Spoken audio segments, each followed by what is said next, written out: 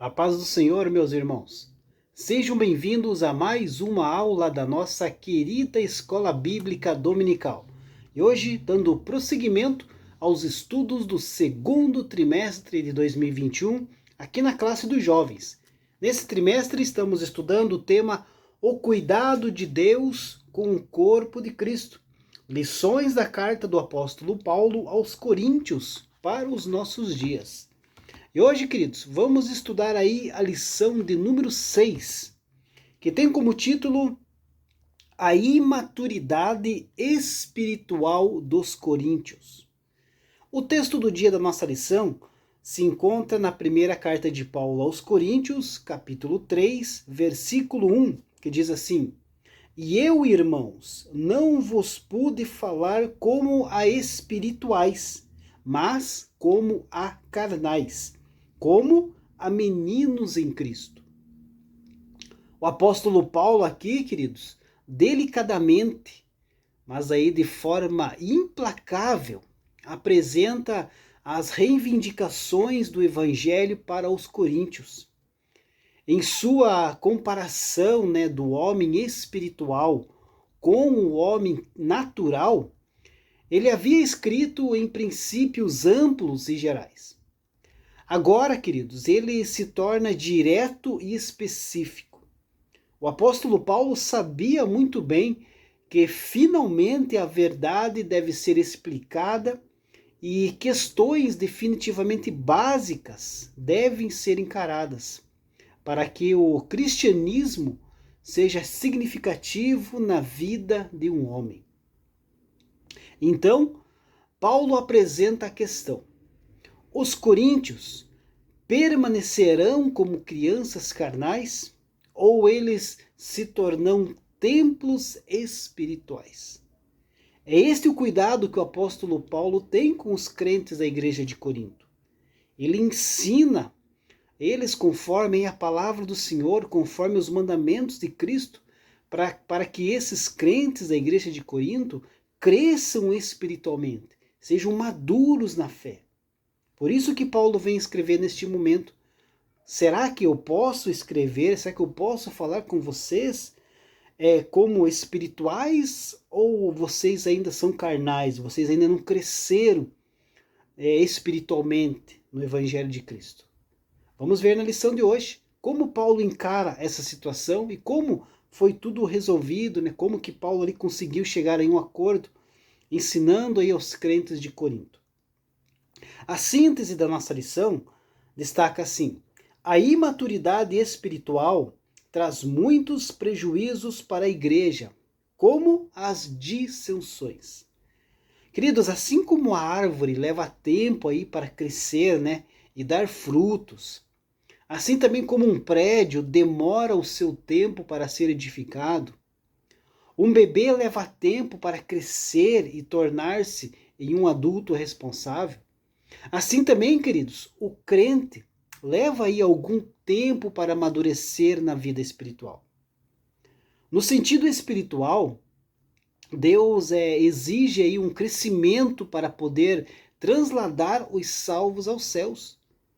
O crente imaturo revela aí algumas características negativas, Ele contenta-se apenas com o leite espiritual. O que isso quer dizer? O leite espiritual consiste ali no conhecimento básico da salvação. Como Jesus morreu por todos, logo morreu por mim, e isso já basta, já é o suficiente. Mas é bom beber o leite do Evangelho, queridos. Mas o crente também necessita de alimentos sólidos para poder crescer. O crente imaturo também ele ofende-se facilmente, Ele fica aí ofendido com qualquer coisa que lhe digam ou façam. É raro um crente maduro se sentir ofendido, não é verdade? A ofensa procede de pessoas imaturas, mas um crente maduro não fica pessoalmente ofendido de maneira nenhuma. Ele fica aí chateado com situações menos favoráveis, Mas ofendido ele nunca fica.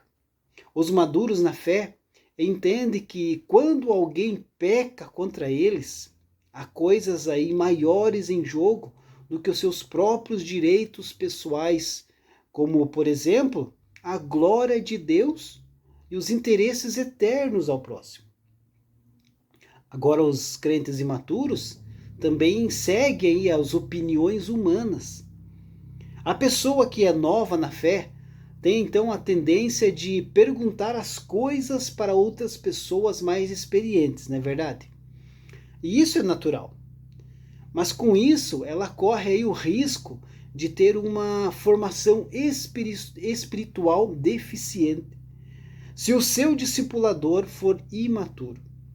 Quando a palavra de Deus não é explorada corretamente, as tradições humanas tomam aí o seu lugar, né? O crente é convidado a seguir a palavra de Deus, por ele mesmo e não o que os homens dizem. Tem que seguir a palavra do Senhor.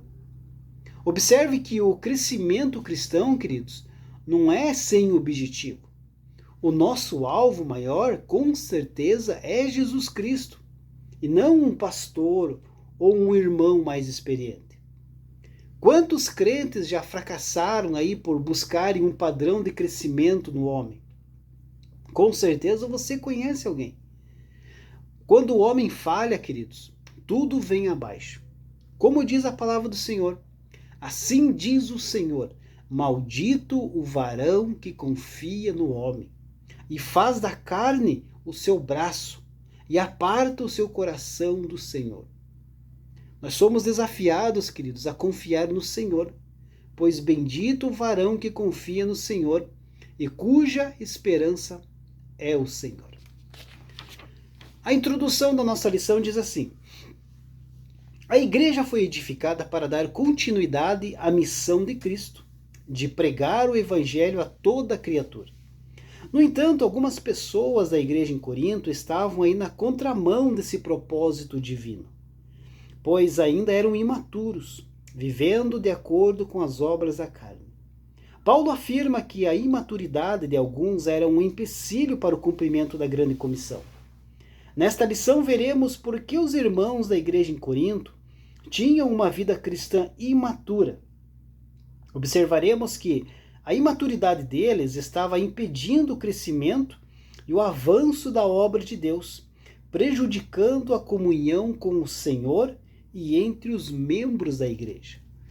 Queridos, os crentes de Corinto, nós já estudamos em outras lições, eles tinham todos os dons espirituais, né? Mas muitos deles eram ainda imaturos, eram insubmissos, eram ignorantes da doutrina reveladora dos dons espirituais, além de serem carnais. Em uma igreja, é possível haver aí crentes fervorosos, né? Que gostam aí de movimento e agitação, sem contudo haver espiritualidade real, que vem somente do Espírito Santo. Às vezes, queridos, o que parece aí um fervor espiritual é mais ali um emocionalismo que resulta de motivações e mecanismos externos. Tal fervor, queridos, é passageiro, ao passo que a verdadeira espiritualidade está aí intimamente relacionado ao exercício da piedade e da vida cristã consagrada. O crente que é experiente na fé pode ser fervoroso no espírito. Todavia, queridos, é preciso compreender que essa maturidade cristã não vem primeiramente pelo exercício dos dons ou pelo tempo de conversão. Havia abundância de dons na igreja de Corinto. Todavia, não eram utilizados da forma equilibrada, visando aí o progresso da obra do Senhor. Os crentes exerciam os dons para demonstrar aí níveis de maturidade e de santificação, tornando-se assim carnais, ignorantes e meninos. A nossa lição, queridos, tem 3 tópicos, né? O primeiro tópico, os coríntios eram imaturos na vida cristã. O tema da lição é a maturidade espiritual, né? E a maturidade espiritual, queridos, é medida aí pelo conhecimento e pelo amor. É impossível chegarmos à maturidade sem o conhecimento das Escrituras Sagradas. O profeta Oséias denunciou que o povo de Deus perece por falta de conhecimento. Quando a igreja despreza ou subestima o ensino sólido e fiel das Escrituras, ela sucumbe diante das muitas novidades que aparecem no mercado religioso. Precisamos ser zelosos da doutrina para podermos reconhecer, queridos, o que é falso ensino e assim rechaçá-lo de dentro da igreja. Mas a maturidade espiritual é medida também pelo amor. O mundo vai nos conhecer como discípulos de Cristo através do amor. Por exemplo, a igreja de Éfeso, embora aí fiel à doutrina e vigilante às heresias, falhou por abandonar o seu primeiro amor. Sem amor, queridos, a nossa prática cristã torna-se farisaica. À luz das Escrituras, você é um crente maduro? Você tem estudado a Bíblia diariamente? Você tem adorado a Deus em espírito e em verdade? Você tem obedecido os princípios absolutos de Deus que são contidos em sua palavra com muita alegria? Você tem procurado aí honrar, agradar e glorificar a Deus em suas atitudes, palavras e ações dentro do lar, no seu trabalho e nos seus relacionamentos? Você tem partilhado com outras pessoas o evangelho da graça? Tem amado os seus irmãos, até mesmo os seus inimigos? As pessoas que convivem com você podem atestar que, de fato, você vive o modo digno do evangelho, querido? O seu prazer e o seu maior alvo de vida é realizar a vontade de Deus? Queridos, maturidade espiritual não é apenas para uma minoria privilegiada, mas o propósito de Deus para todos os seus filhos. Ela, queridos, é a imperativa para mim e também para você.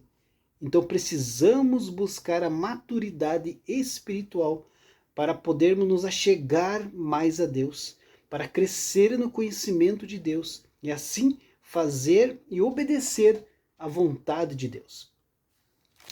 O ponto 2 da lição, queridos, o que pode nos impedir de crescer na fé?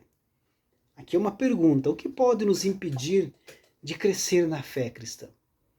Queridos, a inveja, contendas e dissensões entre os crentes coríntios provavam que eles ainda eram carnais, eram dominados pelos desejos da carne e da mente também, exatamente como os incrédulos.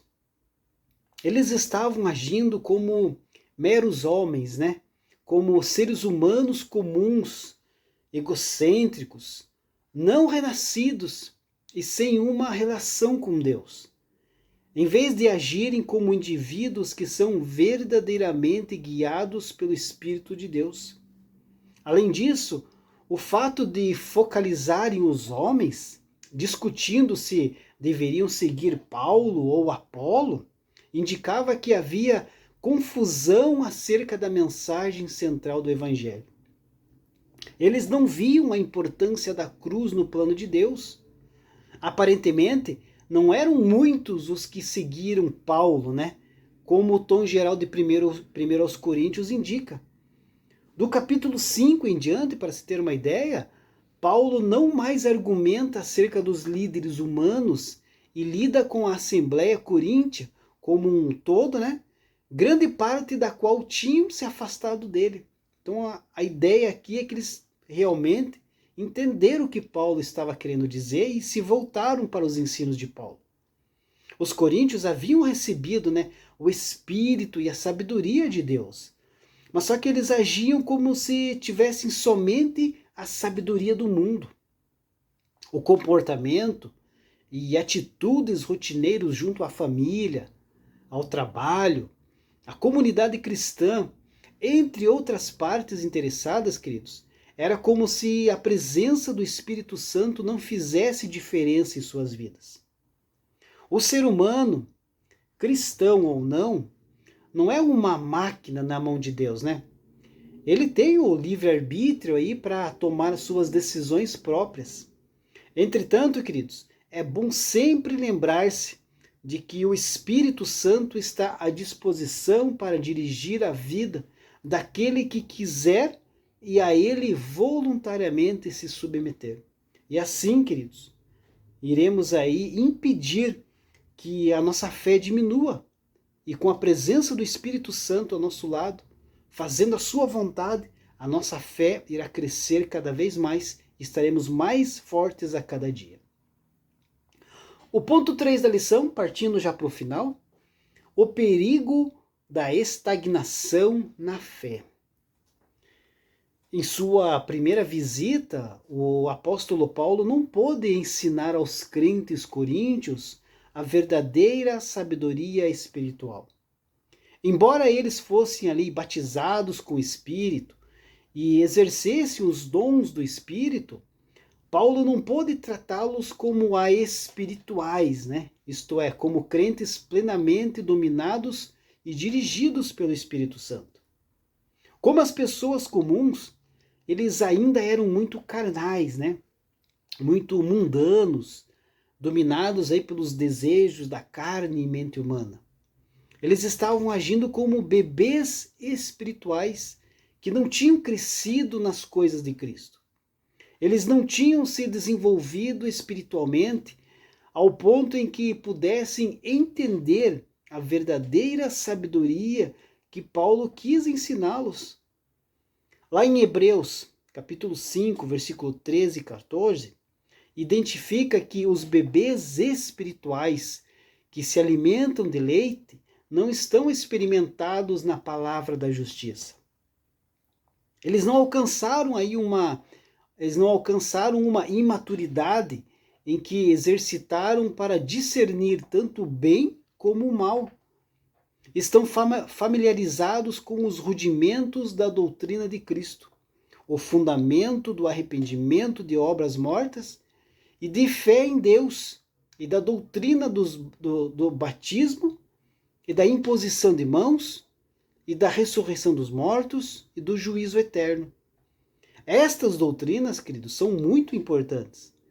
Porém, os coríntios precisavam experimentar os alimentos sólidos dos ensinos mais profundos da Bíblia. Ensinos que têm a ver aí com a justiça e com a santidade. O apóstolo comenta sobre a importância dos materiais, né, a serem usados para construir o edifício, que precisavam estar em conformidade com a qualidade e com a durabilidade da fundação. A base da fundação estabelecida por Deus é a sua revelação máxima em Jesus. Então, esta base deve refletir em cada fase da construção. Paulo apresenta em ordem decrescente de importância 6 materiais, em que o ouro é o mais precioso e a palha o menos precioso de todos. Paulo usa aí a comparação para mostrar o que as pessoas fazem com a revelação de Deus em Jesus Cristo. Alguns vivem segundo a palavra, aplicando-na à vida diária, né? E progridem espiritualmente.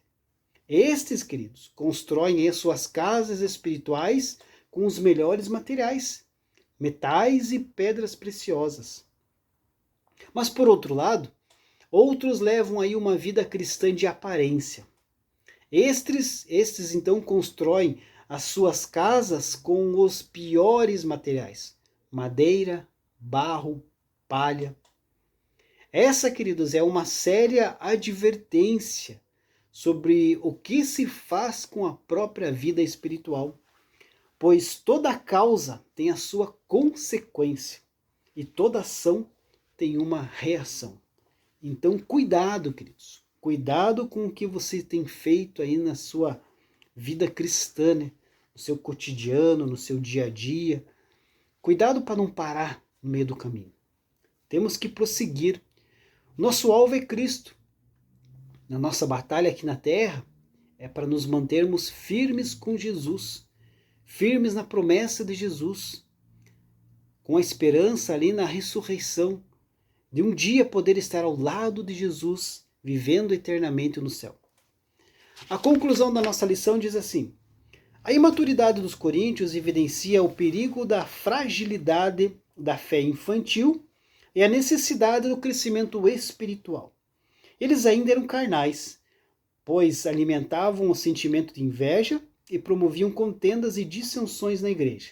Portanto, precisamos nos manter firmados em Jesus Cristo, buscar a sabedoria divina e cultivar uma vida de comunhão para continuarmos a crescer até o dia do Senhor. Deus abençoe a sua vida e até a próxima lição, se Deus assim permitir.